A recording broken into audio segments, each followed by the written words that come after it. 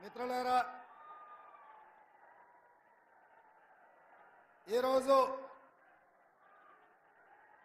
Karimnagar parliament Congress party నియోజకవర్గ అభ్యర్థిగా వెల్జాల రాజేందర్ రావు గారిని శ్రీమతి సోనియా గాంధీ, శ్రీ మల్లికార్జున్ ఖర్గే గారు, శ్రీ రాహుల్ గాంధీ గారు ఈ ఎన్నికల బరిలో దించుతే ఈ కార్యక్రమాన్ని జిల్లా పార్టీ అధ్యక్షుడు శాసనసభ్యులు డాక్టర్ కవ్వంపల్లి సత్యనారాయణ గారి అధ్యక్షతన మా మిత్రుడు మంత్రివర్యులు పొన్నం ప్రభాకర్ గారి నాయకత్వాన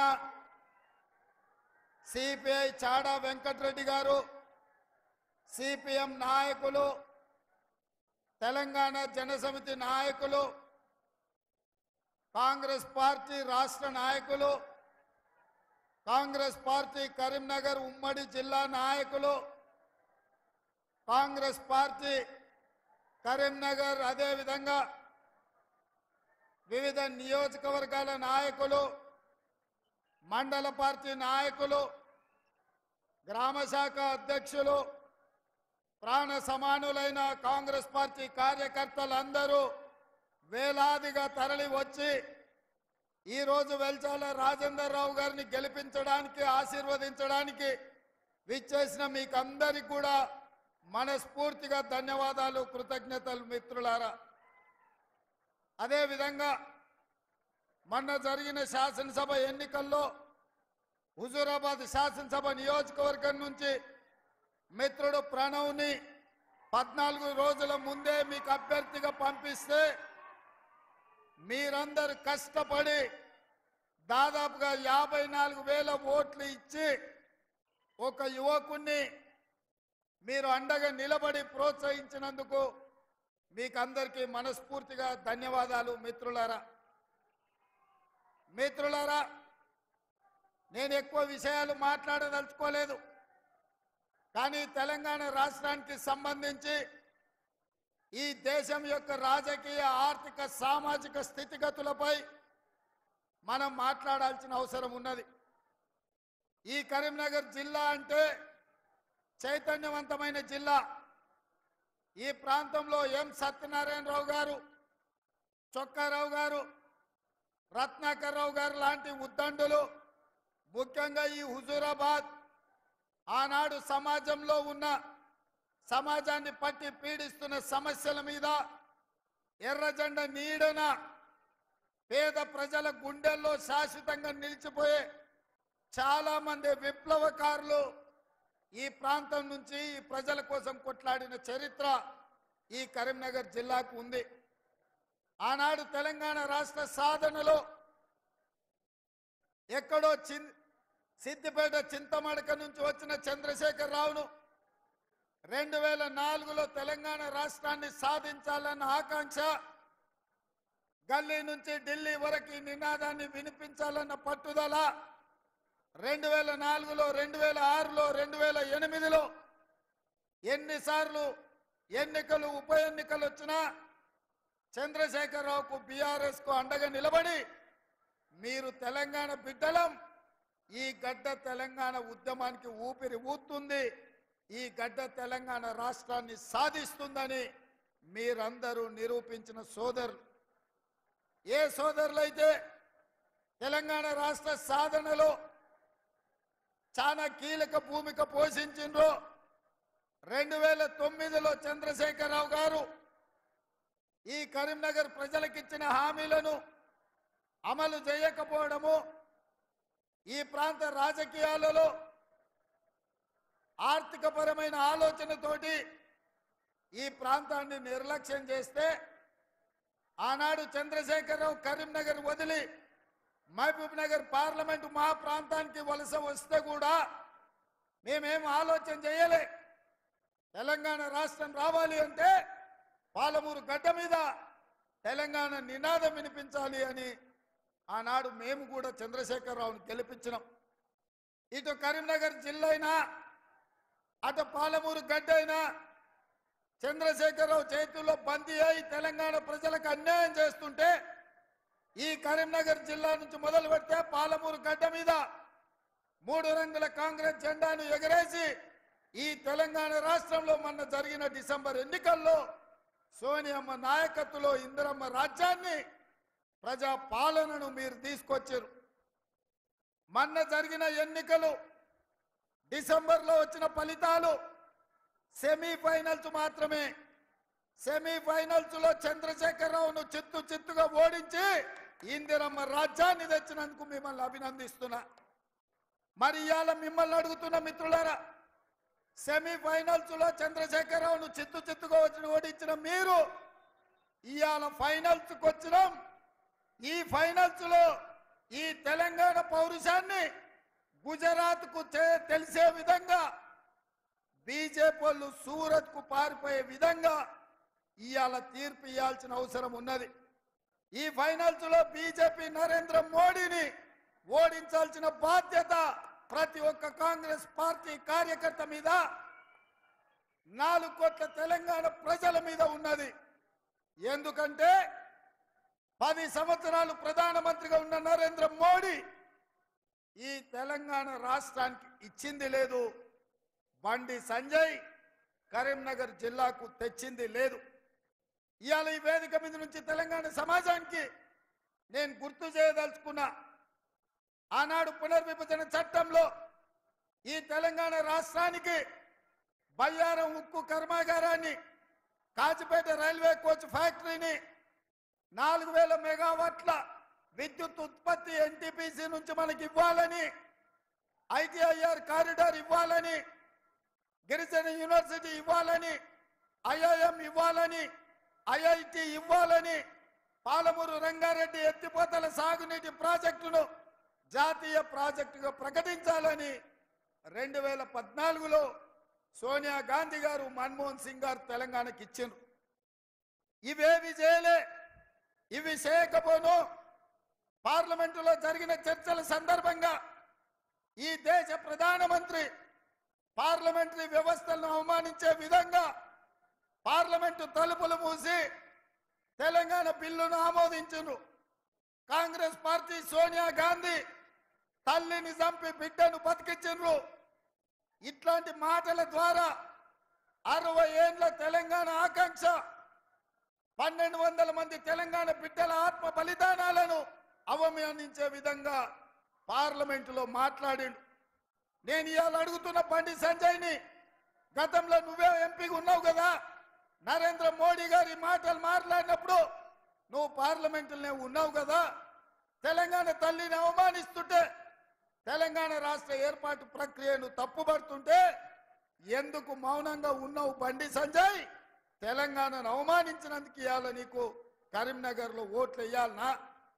ఇవాళ ఈ తెలంగాణ రాష్ట్రానికి నరేంద్ర మోడీ ప్రధానమంత్రిగా 10 ఏళ్ళు, పార్లమెంటు సభ్యుడిగా 5 ఏళ్ళు నువ్వేం తీసుకొచ్చినావో ఈ ప్రజలకు సమాధానం చెప్పు.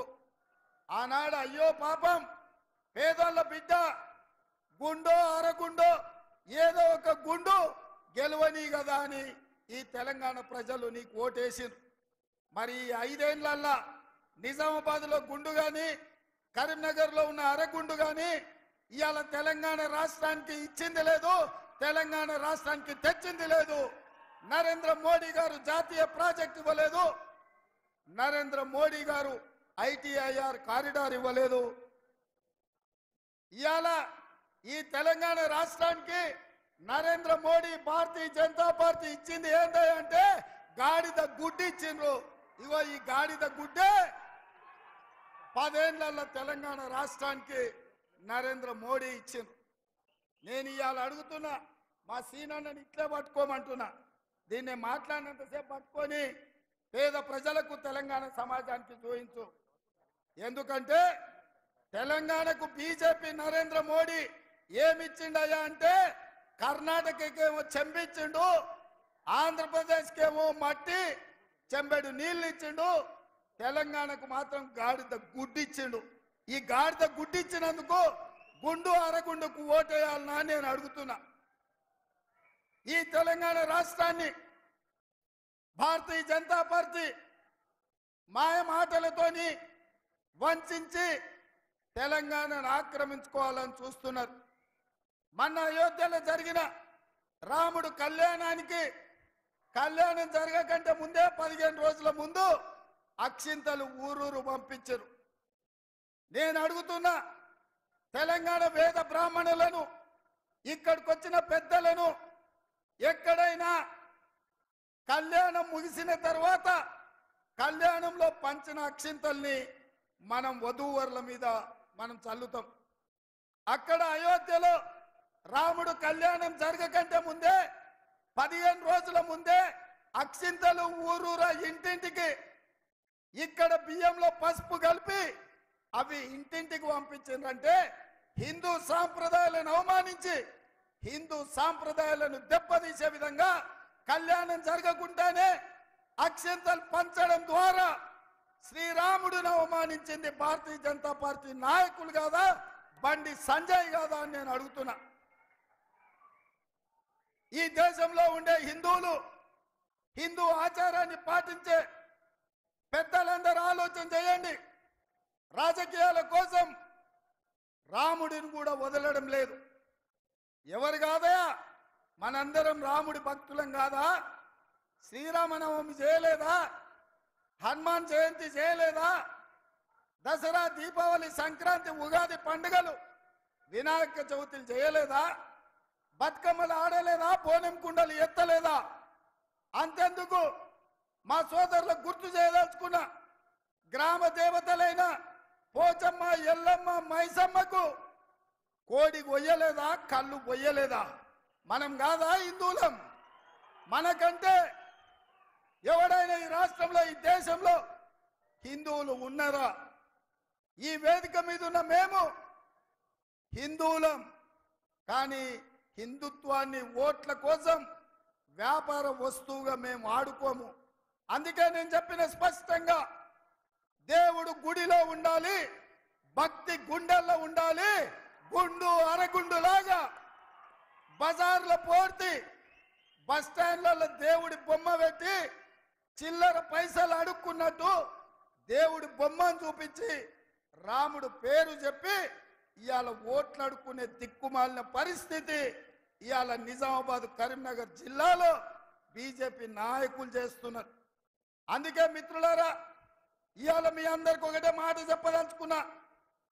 కాంగ్రెస్ పార్టీ, రాహుల్ గాంధీ వీళ్ళే కాదు, వారసత్వంగా మనకొచ్చిన జవహర్లాల్ నెహ్రూ గారు, మహాత్మా గాంధీ గారు, వల్లభాయ్ పటేల్ గారు, సుభాష్ చంద్రబోస్ గారు దేశ భక్తిని వాళ్ళ నుంచి పుణికి పుచ్చుకోవడమే కాదు, జవహర్లాల్ నెహ్రూ గారు డాక్టర్ బాబాసాహెబ్ అంబేద్కర్ ద్వారా రాజ్యాంగాన్ని రచించి ఎస్సీ ఎస్టీ రిజర్వేషన్లు కల్పించి రాజకీయంగా, విద్యా ఉద్యోగాలలో దళితులకు, గిరిజనులకు రిజర్వేషన్లు ఇచ్చి ఇవాళ ఈ దేశంలో కవంపల్లి సత్యనారాయణ లాంటి వాళ్ళు డాక్టర్లైనా, ఆరపల్లి మోహన్ లాంటి వాళ్ళు లాయర్లైనా, అట్లూరి లక్ష్మణ్ లాంటి వాడు ఎమ్మెల్యే విప్ అయినా ఇవాళ కాంగ్రెస్ పార్టీ ఈ ఎస్సీ ఎస్టీ రిజర్వేషన్లు ఇవ్వడం వల్లనే పక్కనే ఉన్న బలరాం నాయక్ మన కేంద్ర మంత్రి అయినా ఇవాళ పార్లమెంట్ ఎన్నికల్లో పోటీ చేస్తున్నా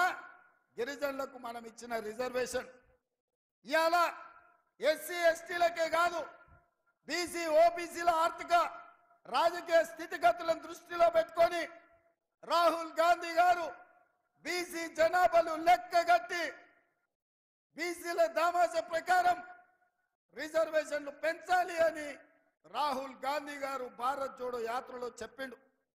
వారి ఆదేశాల ప్రకారం నేను ముఖ్యమంత్రి పదవి చేపట్టిన ఎంబడే పొన్నం ప్రభాకర్ గారికి ఆదేశాలు ఇచ్చి బీసీ మంత్రిగా ఎంబడే ఆదేశాలు ఇవ్వని మంత్రివర్గ తీర్మానం అసెంబ్లీలో శాసనం పాస్ చేసి ఇవాళ బీసీల జనాభా లెక్క కట్టి ఆ జనాభా ప్రకారం నిధులు కేటాయించాలి, బీసీ సప్లాన్ తేవాలి, బీసీ రిజర్వేషన్లు మెయిన్ తేవాలని ప్రయత్నం చేస్తున్నాం. ఒక పక్కన ఎస్సీ ఎస్టీ రిజర్వేషన్లు, ఇంకొక పక్కన బీసీలకు విద్యా, ఉద్యోగ, ఉపాధి అవకాశాల్లో రిజర్వేషన్లు ఇవ్వాలని మేం ప్రయత్నం చేస్తుంటే బీజేపీ వాళ్ళు రిజర్వేషన్లను రద్దు చేయడానికి ఇవాళ కుట్ర చేస్తున్నారు. నేను ఆరోపణ చేస్తున్న నిర్దిష్టంగా భారతీయ జనతా పార్టీ మీద, ఈ దేశ ప్రధానమంత్రి మీద, ఈ దేశ హోంశాఖ మంత్రి అమిత్ షా మీద మీరు కుట్ర చేస్తున్నారు. మీరు కుతంత్రాలతోని 70 ఏళ్ల నుంచి మేము ఇచ్చిన రిజర్వేషన్లను రద్దు చేయాలనుకుంటారు. అందుకే కేంద్ర ప్రభుత్వంలో 30 లక్షల ప్రభుత్వ ఉద్యోగాలు ఖాళీలున్నా వాటిని భర్తీ చేయకుండా పక్కన పెట్టిండ్రు. ఎస్సీ ఎస్టీ పిల్లలకు చదువుకున్న వాళ్ళకు అన్యాయం చేస్తుండ్రు. అందుకే మీరు ఈస్ బార్ 400 పార్ అంటున్నాడు. ఎందుకయ్యా అంటే 400 సీట్లు బీజేపీకి వస్తే రాజ్యాంగాన్ని సవరించే అవకాశం ఉంటుంది.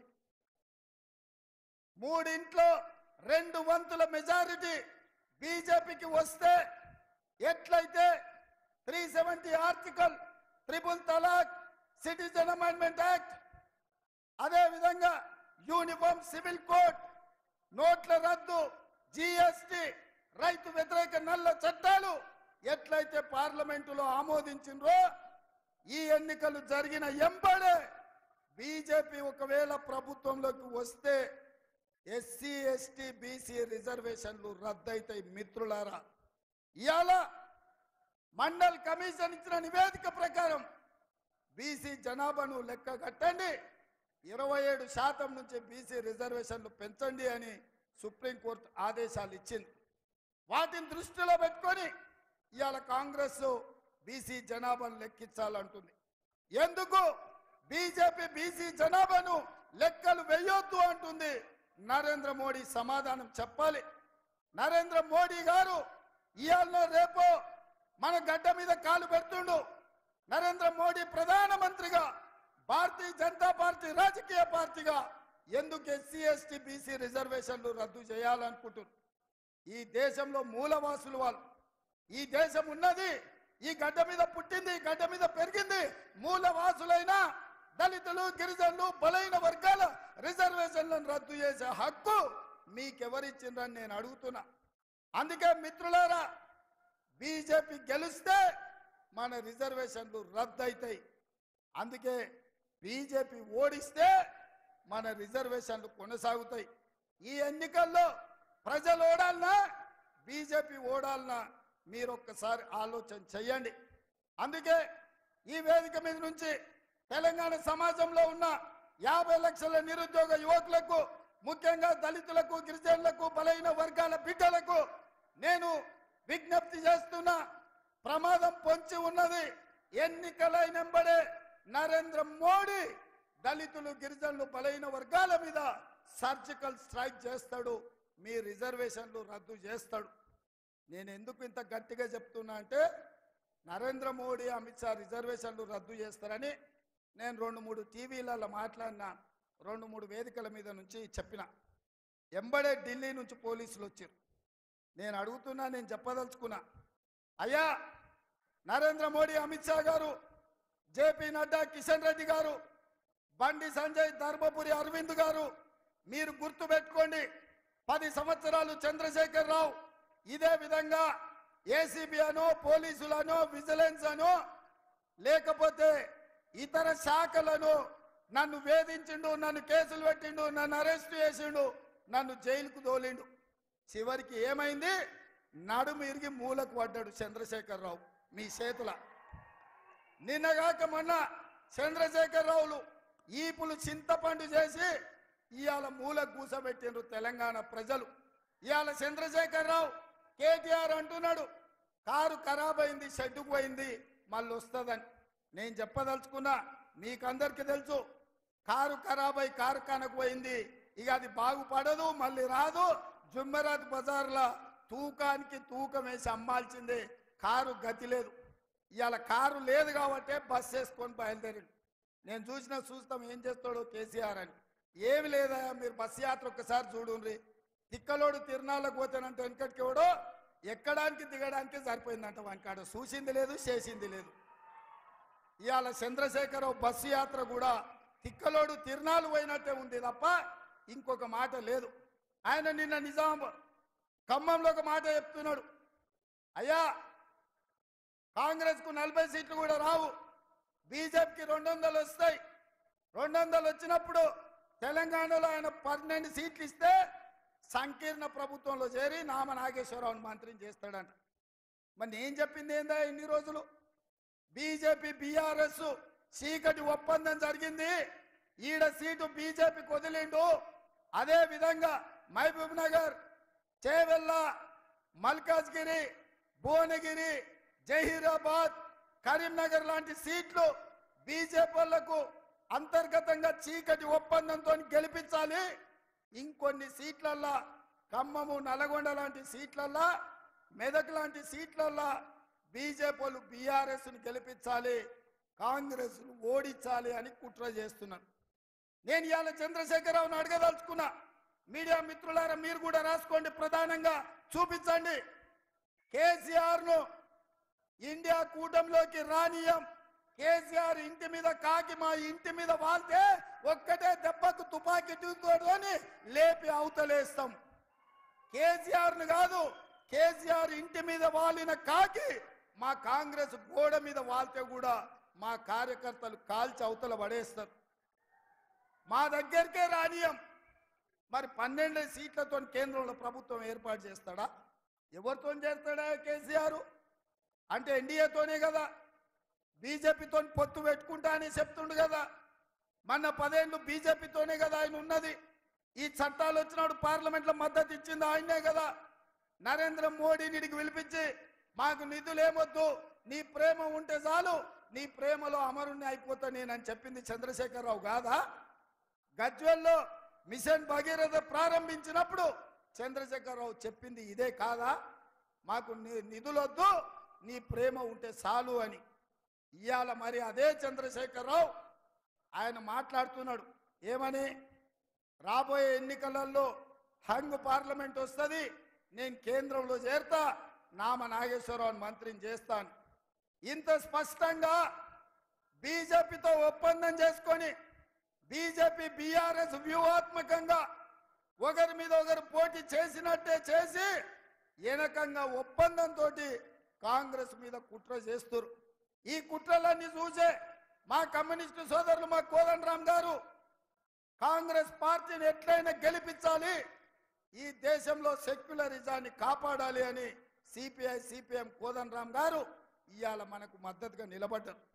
అందుకే మిత్రులారా మీకందరికి నేను చెప్పదలుచుకున్నా, ఈ ప్రభుత్వం ఎవడో ఆశామాసిగా తెచ్చింది కాదు. ఇవాళ ఈ కుర్చీలు మా తాతలు ముత్తాతల నుంచి మాకు వచ్చింది కాదు. ఈ కష్టం మీది. మీ రక్తాన్ని చెమటగా మార్చి మీ భుజాలు కాయలు కాసే విధంగా 3 రంగుల జెండాను మోసి ఇవాళ ఈ ప్రభుత్వాన్ని తెచ్చిండ్రు. ఈ ప్రభుత్వం మీ ప్రభుత్వం.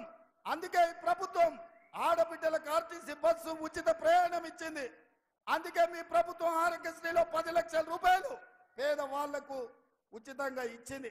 అందుకే మీ ప్రభుత్వం ఆడబిడ్డలకు 500 రూపాయలకే సిలిండర్ ఇచ్చింది.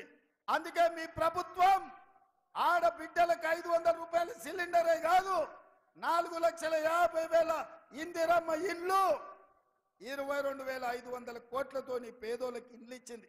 అందుకే ఈ ప్రభుత్వం ప్రతి పేదవాడి ఇంట్లో వెలుగులు చూడాలి, పేదవాడి కళ్ళల్లో ఆనందం చూడాలి అని 200 యూనిట్లు ఉచితంగా ఈ ప్రభుత్వం మీకు ఉచిత కరెంట్ ఇచ్చింది.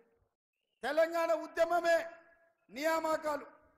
తెలంగాణ నిరుద్యోగులకు వచ్చిన 3 నెలల్లో 30,000 ఉద్యోగాలు ఇచ్చి నిరుద్యోగ యువకులని ఈ ప్రభుత్వం ఆదుకున్నది. బీసీ జనాభా లెక్కలు కట్టమని చెప్పింది. ఇట్లా చెప్పుకుంటూ పోతే 100 రోజుల్లో బ్రహ్మాండమైన పథకాలు చేసి ఈరోజు తెలంగాణ సమాజంలో ఒక మంచి పేరు తెచ్చుకున్నది. రైతు రుణమాఫీ గురించి మాట్లాడినరు. నేను మళ్ళొక్కసారి హుజూరాబాద్ వేదిక మీద నుంచి తెలంగాణ రైతాంగానికి మాట ఇస్తున్నా. రామప్ప దేవాలయంలో ఉన్న శివుడి సాక్షిగా నేను మాట ఇస్తున్నా. 15 ఆగస్టు లోపల ఈ రాష్ట్రంలో ఉండే రైతాంగానికి మొత్తం రుణమాఫీ చేస్తా. మీకు రుణపడి ఉన్నది మా ప్రభుత్వం. మీ రుణం తీర్చుకున్న బాధ్యత ఈ ప్రభుత్వాది.